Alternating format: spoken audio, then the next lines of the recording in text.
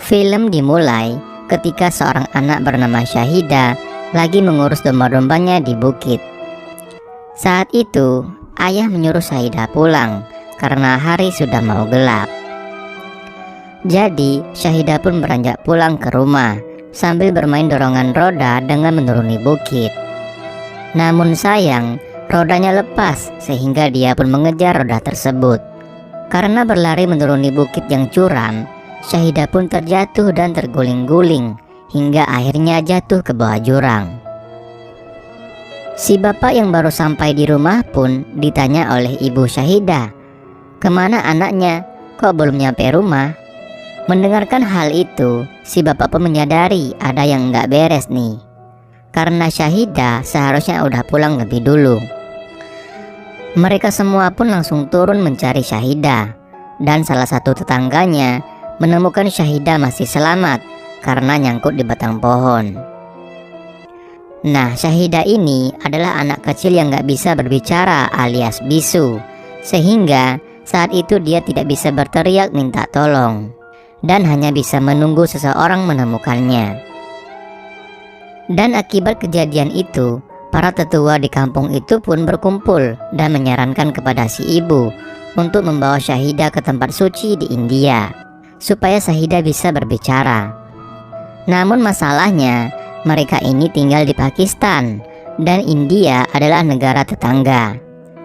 Si bapak Syahida enggak bisa pergi ke sana karena dia pernah tergabung dalam militer, sehingga enggak mungkin mendapatkan visa. Mendengarkan hal itu, si ibu pun berkata bahwa dia yang akan membawa Syahida ke India. Bagaimanapun caranya, dia mau Syahida bisa berbicara lagi, sehingga dia bisa pergi ke sekolah dengan normal. Hari keberangkatan pun telah tiba. Si bapak hanya bisa mengantar istri dan anaknya pergi naik kereta menuju India. Agak ngeri-ngeri juga sih pergi ke India. Selain mereka adalah orang Pakistan, mereka juga seorang Muslim, dan kedua negara ini sebelumnya pernah berkonflik. Singkat cerita, Syahida dan ibunya pun pergi ke tempat suci yang disebutkan di India. Berharap dengan mengikuti ritual-ritual yang diadakan, Syahida akan bisa berbicara. Kepercayaan mereka, syair-syair dari tempat itu bisa mengabulkan harapan-harapan dan terbilang mujarab. Setelah itu, mereka pun kembali ke Pakistan menggunakan kereta. Di tengah perjalanan, kereta yang mereka naiki mengalami kerusakan, sehingga perjalanan mereka sementara dihentikan sampai kerusakan dapat diperbaiki. Menunggu hal itu, orang-orang pun pada beristirahat dan tidur, termasuk ibunya Syahida. Ketika itu, Syahida terbangun. Dia melihat di luar ada anak domba. Karena sudah terbiasa bermain dengan domba, dia pun memutuskan untuk keluar dari kereta untuk bermain dengan anak domba itu. Namun ketika dia di luar kereta, kereta pun berjalan kembali. Malang buat Syahida, dia hanya bisa mengejar kereta itu dengan langkah kecilnya, dan gak bisa berteriak memanggil ibunya karena dia masih bisu. Kereta pun semakin lama semakin melaju. Syahida saat itu pun menangis karena ketinggalan kereta yang keluar menuju Pakistan. Enggak lama setelah itu, Syahida melihat kereta api lain yang melintas. Berpikir bahwa kereta ini punya tujuan yang sama, dia pun menaiki kereta barang ini. Namun sayangnya, kereta barang itu malah melaju ke arah yang berlawanan. Sementara itu di kereta penumpang, ibunya terbangun dan menyadari Syahida nggak ada di sana. Dia pun berteriak memanggil-manggil Syahida. Karena panik, dia pun menyuruh kereta berhenti. Pencarian pun dilakukan. Namun sayang, karena Syahida udah naik kereta lain, dia pun nggak bisa ditemukan. Namun si ibu bersikeras untuk mencari Syahida sendiri. Tapi masalahnya, kereta udah masuk ke wilayah Pakistan. Dan untuk kembali ke India, si ibu pun perlu pisah lagi. Karena nggak bisa berbuat apa-apa, mereka pun membuat laporan ke polisi. Mereka hanya bisa berharap Syahida bisa bertemu dengan orang baik yang bisa menjaganya. Syahidah yang tertidur di kereta barang pun terbangun keesokan paginya. Terbangun di tengah-tengah warga India yang lagi merayakan perayaan Dewa Hanuman. Dia pun bergabung masuk ke dalam keramaian itu. Di sana, dia melihat seorang pria bernama Bajrangi. Dia menari-nari dan bernyanyi untuk perayaan tersebut. Ketika acara menari-nari ini selesai, Bajrangi melihat Syahidah menatapnya. Karena tahu gadis kecil ini nggak menatap siapa-siapa selain dirinya, dia pun menawarkan Syahidah minuman. Syahidah pun langsung berlari ke arahnya dan menghabiskan minumannya. Terlihat Syahidah sangat haus. Bajrangi pun memutuskan untuk membelikan makanan juga untuk Syahidah. Ketika Syahidah makan, mereka pun sambil menanyakan nama Syahidah. Namun Syahidah yang nggak bisa berbicara, tentunya hanya diam 1000 bahasa. Bajrangi pun menyuruhnya untuk menghabiskan makanannya, kemudian pergi meninggalkan meja. Tapi setelahnya, Syahidah malah mengikuti Bajrangi. Karena kebingungan dan mengira Syahidah lagi tersesat, Bajrangi membawa Syahidah ke kuil Hanuman. Dia menyuruh Syahidah berdoa supaya orang tuanya menemukan dirinya kembali. Sekali lagi, Bajrangi pun meninggalkan Syahidah di sana, kemudian dia pulang. Ketika udah naik bis, dia pun melihat Syahidah mengejarnya, sehingga dia meminta supir bis untuk berhenti. Bajrangi pun membawa Syahidah ke kantor polisi, namun polisi menolak jika Syahidah ditinggalkan di sana. Tapi gimana kalau orang tuanya nyari dan melapor ke sini, kata Bajrangi. Coba kau lihat, di sini banyak pencuri dan preman. Gadis kecil ini nggak bisa tinggal di sini. Gimana kalau orang tuanya nggak datang? Begini saja, kata petugas. Kau tuliskan kontakmu di sana. Nanti jika ada yang konfirmasi, aku akan menghubungimu, kata polisi. Akhirnya, Bajrangi membawa Syahidah pulang. Di dalam bis, Bajrangi bertanya di mana Syahidah tinggal, dengan menyebutkan semua nama-nama kota di India. Syahidah hanya bisa menggelengkan kepalanya, karena memang dia bukan warga negara India. Para penumpang lain pun sampai membantu Bajrangi untuk menyebutkan kota-kota yang mungkin adalah kota tempat Syahidah berasal. Namun gak satupun nama kota itu yang membuat Syahidah mengangkat tangannya. Bajrangi sebenarnya bukan berasal dari kota Delhi. Karena permintaan ayahnya yang sudah meninggal, dia pun harus pergi ke kota Delhi untuk mengunjungi teman ayahnya yang bernama Dayanan. Di sanalah dia bertemu dengan Rasika, anak dari Dayanan. Bajrangi tinggal di sana untuk beberapa hari. Di sana, dia sering menemani Rasika. Entah itu ketika Rasika lagi bekerja sebagai guru, beribadah, atau berbelanja. Kedekatan itu membuat Rasika jatuh hati pada Bajrangi. Suatu ketika, rumah Dayanan didatangi oleh temannya, bermaksud untuk melamar Rasika. Namun Rasika pada saat itu udah jatuh hati pada Bajrangi dan memutuskan untuk menolak lamaran tersebut.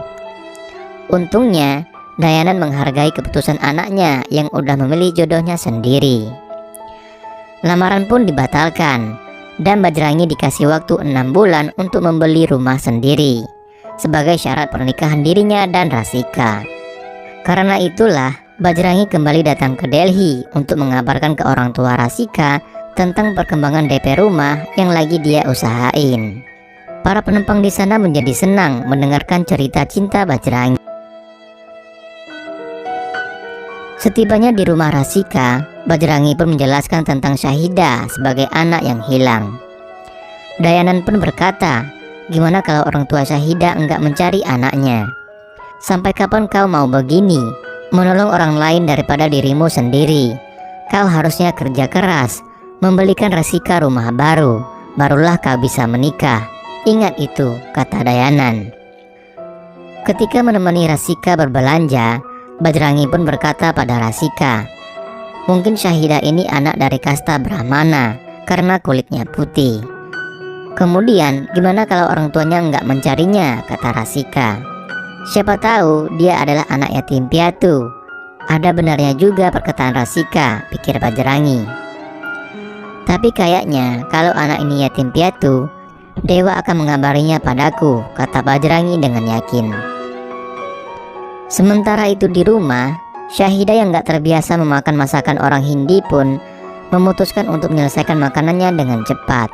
Dan ketika di dapur, dia mencium aroma ayam goreng yang dimasak oleh tetangganya Dayanan, yang kebetulan merupakan seorang muslim. Jadi Syahidah pun memutuskan untuk pergi ke sana. Jadi ketika Bajrangi dan Rasika kembali ke rumah, mereka mendengar kabar kalau Syahidah hilang. Akhirnya, setelah dilakukan pencarian, Rasika menemukan Syahidah sedang memakan ayam dan daging di rumah seorang muslim. Bajrangi pun menjadi kaget dan ternyata dugaannya salah. Karena kalau Syahidah dari kasta Brahmana, dia nggak akan memakan daging hewan. Informasi tentang Syahidah pun masih belum mereka ketahui karena kondisi Syahidah yang bisu. Di rumah makan pun, Syahidah dipesankan ayam dan makan terpisah dari mereka.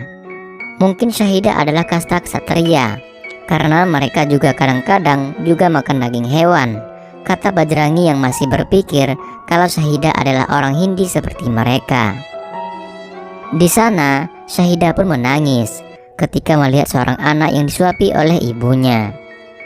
Karena menangis, Rasika dan Bajrangi pun mencoba menghibur Syahidah dengan melakukan joget ayam. Ya apapun lah, yang penting Syahidah enggak bersedih lagi. Hari demi hari pun berlalu. Bajrangi dan Rasika sering membawa Syahidah kemanapun mereka pergi, bahkan ketika beribadah di pasar. Tapi Syahidah adalah seorang muslimah. Dia pergi beribadah di sebuah musola yang ada di pasar. Bajrangi yang melihat Syahidah yang beribadah pun menjadi kaget dan menyadari kalau anak kecil yang ia tolong ternyata adalah seorang muslim. Dia pun keluar dari musola itu dan mengabari hal ini kepada Rasika. Bajrangi takut kalau ayahnya akan mengusirnya karena Dayanan gak mau ada umat agama lain yang tinggal di rumahnya. Tapi Rasika gak mau meninggalkan Syahidah karena Syahidah cuma anak kecil berumur 6 tahun, jauh dari rumah dan jauh dari orang tuanya. Soal kasta dan agama itu hanya omong kosong. Jangan buang waktu kita untuk urusan yang sepele. Kau adalah orang baik, karena itulah aku cinta padamu, kata Rasika. Mereka pun kembali untuk mencari Syahidah, dan di sana Bajrangi mendapatkan pelukan dari seorang anak kecil yang masih polos. Dalam hatinya, Bajrangi pun berjanji akan tetap mengantar Syahidah pulang ke rumahnya. Di rumah, Bajrangi khawatir kalau Dayanan tahu dia membawa orang Islam naik ke rumahnya. Namun Rasika berkata, siapa yang akan bilang ke ayahnya? Nggak akan ada yang tahu tentang hal ini, kata Rasika yakin. Di saat yang sama, di rumah ini lagi nonton bareng pertandingan kriket antara India melawan Pakistan. Ketika Pakistan berhasil mencetak angka dan memenangkan pertandingan, Syahidah pun bertepuk tangan dan menari-nari di depan TV yang membuat semua orang keheranan. Apalagi Syahidah mencium bendera Pakistan yang ada di TV. Sontak saja semua yang ada di situ menjadi kaget. Bajrangi pun bertanya kepada Syahidah, apakah dia berasal dari Pakistan? Syahidah pun angkat tangan dan menganggukkan kepalanya. Dayanan pun marah besar kepada Bajrangi dan menyuruh Bajrangi untuk mengantarkan Syahidah ke kedutaan Pakistan di India. Dayanan masih punya dendam tersendiri sama orang Pakistan akibat konflik yang lalu. Dayanan gak mau kalau Syahidah berada di dalam rumahnya lagi. Jadi keesokan harinya, Bajrangi mencoba pergi menuju kedutaan Pakistan dan menjelaskan yang terjadi. Namun karena paspor Syahidah ada dengan ibunya, jadinya permintaan itu ditolak. Bajrangi pun diusir oleh petugas keamanan karena terus memaksa untuk meninggalkan Syahidah di sana. Di saat yang bersamaan, terjadi rusuh di kantor kedutaan tersebut. Untungnya mereka berhasil keluar. Namun efek kerusuhan itu, kantor kedutaan Pakistan ditutup dan visa untuk ke Pakistan dibekukan selama 1 bulan. Ketika Bajrangi mau minta bantuan agen travel, mereka nggak bisa membuatkan paspor untuk pergi ke Pakistan. Namun dari sana Bajrangi dikasih info kalau ada cara buat dia untuk pergi ke perbatasan tanpa paspor. Namun petugas ini meminta sejumlah uang yang gak kecil kepada Bajrangi. Malam harinya, ketika Bajrangi menghitung uang yang dia punya, Rasika memberikan uang tabungannya untuk Bajrangi, uang untuk DP rumah mereka. Namun untuk saat ini, yang terpenting adalah memulangkan Syahida, kata Rasika. Dengan uang yang terkumpul pun, Bajrangi kembali ke agen travel tersebut dan meninggalkan Syahida di sana. Sebenarnya, Syahida menolak untuk pergi bersama petugas itu, namun Bajrangi nggak punya pilihan lain.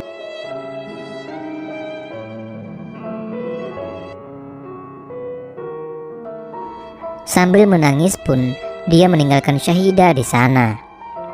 Dalam perjalanan pulang, dia melihat orang menjual gelang yang disukai Syahida. Jadi Bajrangi pun memutuskan untuk membelikan hadiah perpisahan untuk Syahida. Dan dia cepat memutuskan menyusul Syahida ke tempat tadi. Namun udah telat, kantor agen travelnya